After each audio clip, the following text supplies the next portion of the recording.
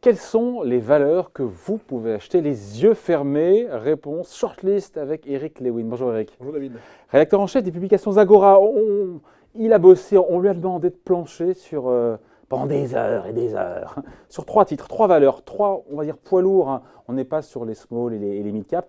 3 poids lourds français, on va dire, avec lesquels, sauf catastrophe évidemment, Eric, on n'est pas naïf, sauf cataclysme, on est quasiment sûr de ne pas perdre ses éconocroques. Ça a été compliqué ou pas à faire après la baisse des marchés? En fait, ce qui est super compliqué, c'est que je ne suis pas à l'aise du tout sur les marchés. C'est-à-dire que je n'exclus pas quand même. Hier, on a beaucoup monté après les résultats des midterms américains assez équilibrés. Je n'exclus pas qu'on puisse rebaisser autour des 4900 points sur le CAC 40. Donc, je n'ai pas envie de me faire lyncher avec des centaines d'auditeurs la semaine prochaine, voire des milliers, qui vont me lyncher parce que les valeurs ont baissé. Ce que j'ai envie de dire, c'est que si les marchés se tiennent plutôt bien, ces valeurs-là devraient progresser plus fortement que les marchés. C'est-à-dire que leur bêta, excusez-moi de rentrer dans des détails absolument hallucinant. Je peux pas entendre ces mots-là, pas ici. C'est-à-dire que le coefficient de corrélation serait supérieur à celui du CAC 40. Elle progresserait plus que le CAC 40 s'il progresse. Donc ces valeurs, on va commencer par la première, c'est AXA. Ouais. AXA, pardon, qui n'est pas une valeur dézinguée. 10% de baisse depuis le début de l'année. Bon, depuis 5 ans, elle ne fait pas grand-chose non plus. Hein. Il faut regarder un peu plus loin, mon cher David.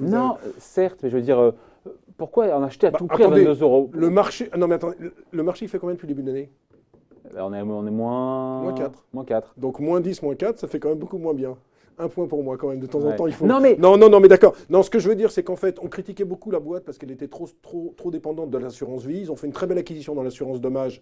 C'était en début d'année. Quand on regarde les chiffres qui sont sortis notamment hier, franchement on a des revenus en hausse de 3,7%, quasiment 76 milliards d'euros de chiffre d'affaires. L'assurance vie va bien, l'assurance dommage va bien. Alors c'est sûr qu'il y a une petite décollecte dans la gestion d'actifs. Ils ont eu 13 milliards de moins de décollecte, mais ils ont quand même 650 milliards de gestion d'actifs. Donc moi, c'est un groupe que je considère pas cher. Pourquoi? Il y a une décote de l'ordre de 25% par rapport à l'ensemble des comparables. Et quand vous regardez les ratios, très franchement, ça vaut 8 fois les bénéfices. Alors vous allez me dire, oui, il ne faut pas regarder le PER, etc. Mais enfin, un rendement de 6,5% et un rendement qui devrait, au cours des prochaines années, augmenter. J'ai envie de dire qu'autour de 22 €, c'est vraiment pas cher, AXA. Ça n'a pas la même problématique que les banques. Vous avez vu, Société Générale, c'est plutôt pas mal aujourd'hui, mais la BNP n'était pas très bon. Ils n'ont pas la même problématique que les banques. Moi, je pense qu'on peut y aller. Je pense qu'on peut y aller parce que le dossier est de qualité. Alors, c'est sûr qu'il ne fait pas grand-chose. C'est sûr que ça ne fait pas rêver quand vous recommandez AXA. Mais moi, j'ai le sentiment... L'idée, ce n'est pas de faire rêver. L'idée, c'est de se dire, voilà, on a quelques années devant soi. Alors, c'est vrai que... dire que si le marché devait baisser, elle baisserait moins, et que si le marché monte, ça monterait plus. Mais ce qu'on a envie de savoir, évidemment, c'est de se dire à horizon 3 ans, 5 ans, parce qu'il faut se donner du temps quand on est sur les marchés, il faut avoir du temps devant soi. À horizon 3 ans, 5 ans, est-ce qu'avec ce titre, est-ce qu'avec cette valeur AXA, parce qu'il y a d'autres, potentiellement d'autres acteurs de l'assurance qu'on aurait pu choisir, est-ce que, encore une fois, avec ce titre AXA, est-ce qu'on est sûr, pendant à horizon 3 ans, 5 ans, de pouvoir gagner de l'argent et de pouvoir être gagnant? On a des petits problèmes, on est en direct, c'est pas grave. Voilà, on a. Alors Eric, répondez-nous. C'est une micro-marche, écoutez, voilà, on met un coup non mais moi ça m'étonnerait pas. C'est pas ça m'étonnerait pas qu'on ait. C'est ça le direct. Entre 28 et 30 Allez Amaury, tu sors. Entre 28 et 30 € sur AXA, je ne serais pas étonné. Je trouve que c'est un beau dossier. Oui, je suis assez optimiste sur le dossier. Je pense que la marge de baisse est vraiment très très faible parce que franchement, quand vous êtes protégé par un rendement de 6,5%, qu'est-ce que vous voulez qu'il vous arrive? Alors c'est sûr que s'il y a un énorme crack boursier, il peut y avoir des problèmes, mais je ne vois pas où pourraient arriver les problèmes. Étant donné qu'encore une fois, ça dépend beaucoup de l'assurance vie. Vous savez que le problème de l'assurance vie, c'est comme quand les taux longs sont faibles. Il n'y a pas de rendement, on ne gagne pas d'argent. Ils sont maintenant dans l'assurance dommage. Ça va plutôt bien dans ce secteur. Donc oui, c'est mon premier ticket gagnant. Je suis positif sur le dossier. Donc positif donc sur entre 28. Alors on va être très clair, entre 28, c'est jouable de prévoir un cours entre 28 et 30 €. Alors qu'on est aujourd'hui aux alentours de 22. 22, 22, 30.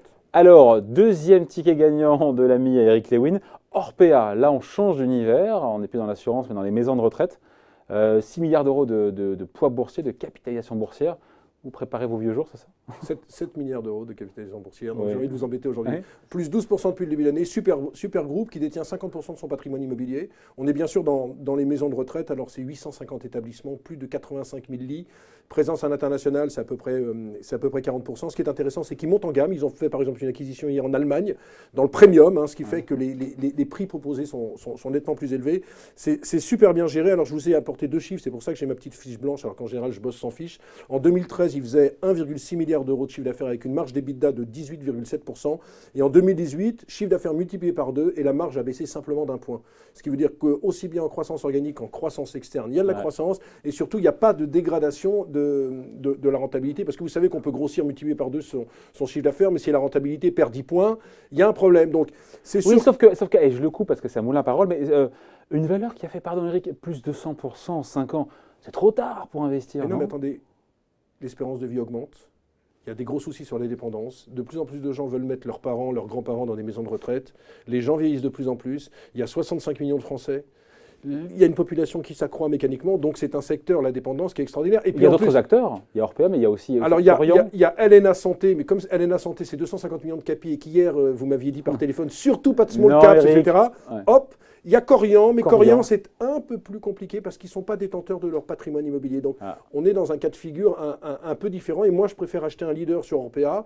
Ça vaut autour de 110, le plus haut historique c'est 125, alors vous allez me dire franchement me donner ce genre de société c'est pas terrible, sauf que franchement si là vraiment il y a un krach boursier, il ne se passera pas grand chose sur Orpea, c'est vrai que ça vaut cher en termes de multiples, hein, ça vaut 25 fois les bénéfices, c'est vrai que c'est cher, mais les maisons de retraite comme celle-là sont toujours traditionnellement chères, donc moi j'ai quand même envie de mettre un petit ticket sur Orpea, c'est des valeurs qui peuvent aussi bien résister à la crise et qui si le marché remonteront également parce qu'il y a un appétit, et puis vous savez il y a beaucoup de gérants qui ont quand même une stratégie défensive. C'est-à-dire qu'en ce moment, quand on voit les marchés qui sont assez volatiles, qu'est-ce qu'on a envie d'acheter? On achète de l'Eurofin scientifique dans les laboratoires de bioanalyse, ou on achète des maisons de retraite parce qu'il y a un statut défensif qu'on n'a pas, par exemple, dans l'automobile, et c'est une bonne transition sur le troisième il va tout faire, il fait tout, il présente, il fait les questions, les réponses. Mais c'est intéressant. Troisième, on passe direct au troisième? Ben, on passe à Renault. Alors Renault, troisième ticket gagnant de l'ami Lewin.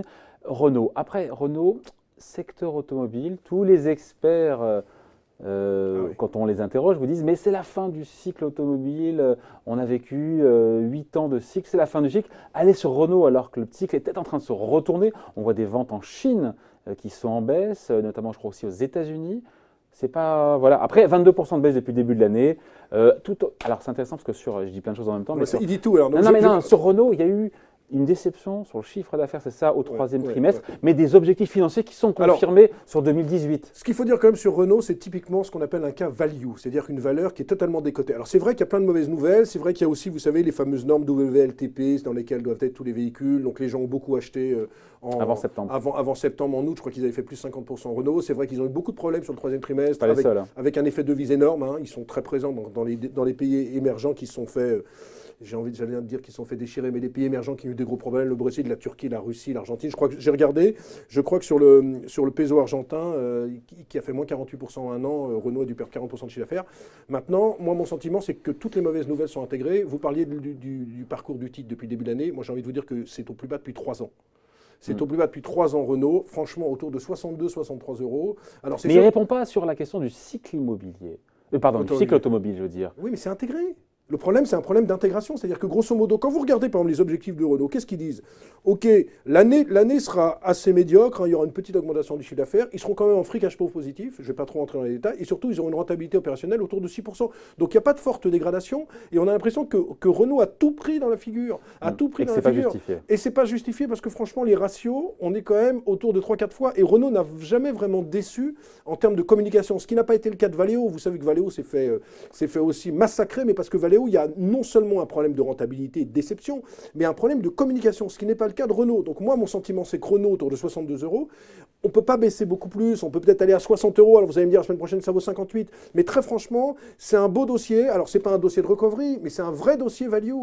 Et j'ai envie quand même de vous dire une chose, mon cher David Jaco, avec qui j'ai le plaisir de discuter toutes les semaines, c'est que si jamais il y avait une petite éclaircie dans le ciel Chine-États-Unis, sur le bras de fer commercial, c'est toujours possible avec notre ami Donald Trump, c'est toujours possible en ce moment parce qu'on a le sentiment quand même qu'il a envie d'arranger les choses. On a vu que la discussion avec Nancy Pelosi, la Chambre des représentants, les premières, il n'y avait pas tellement d'escarmouches, mais c'était plutôt un consensus. Donc si jamais il se rendait compte que finalement cette guerre commerciale le menait à la ruine, moi, je pense qu'à la moindre bonne nouvelle, on gagne très facilement 10 ou 15% sur Renault.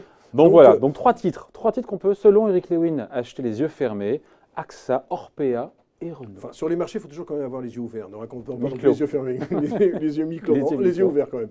Allez, merci. Donc, shortlist signé Eric Lewin, rédacteur en chef des publications Zagora. Merci Eric. Merci.